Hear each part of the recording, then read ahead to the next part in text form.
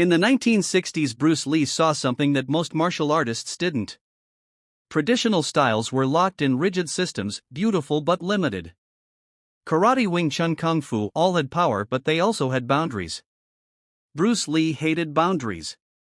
He believed a fighter should be like water, adaptable, flowing, and unpredictable. From that belief came Jeet Kune Do, or the way of the intercepting fist. Jeet Kune Do wasn't just a martial art, it was a mindset. Lee stripped away unnecessary movements, wasted energy, and flashy gestures that didn't work in real combat. He focused on efficiency, how to hit with speed, power, and timing using the shortest and most direct route. His approach became a revolution in martial arts and eventually a blueprint for the principles of MMA. The essence of the intercepting fist. The name Jeet Kune Do literally means to intercept, stop your opponent attack before it fully begins. Bruce Lee realized that whoever controls the rhythm controls the fight. The Jeet Kune Do punch wasn't about waiting, it was about reading your opponent and striking in that tiny window when they're vulnerable. This concept is deeply embedded in modern MMA striking.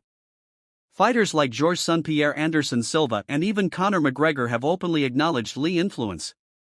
When you watch them throw precise jabs, intercepting counters, or feints that lead into explosive punches, you're seeing Bruce Lee philosophy in action. The lead straight, the core of JKD punching. One of the most important punches in Jeet Kune Do is the lead straight punch, inspired by Wing Chun straight line striking but modified for real-world speed and power. Bruce Lee placed the strongest focus on this technique. He considered it the most efficient way to hit, fast, sharp, and almost impossible to defend when executed properly.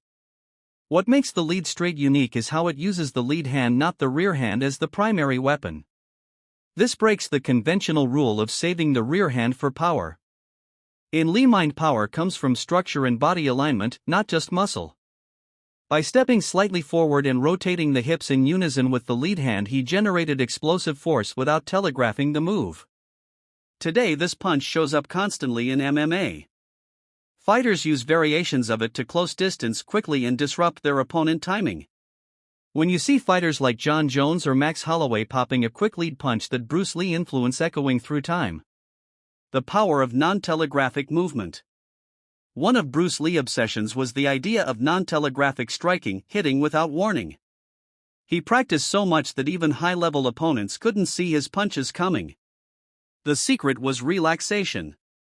By removing unnecessary tension and keeping his body loose until the last moment, Lee could explode into motion faster than an opponent could react. In MMA, this principle is crucial. The best strikers in the world today use feints and micro movements to hide their real intention.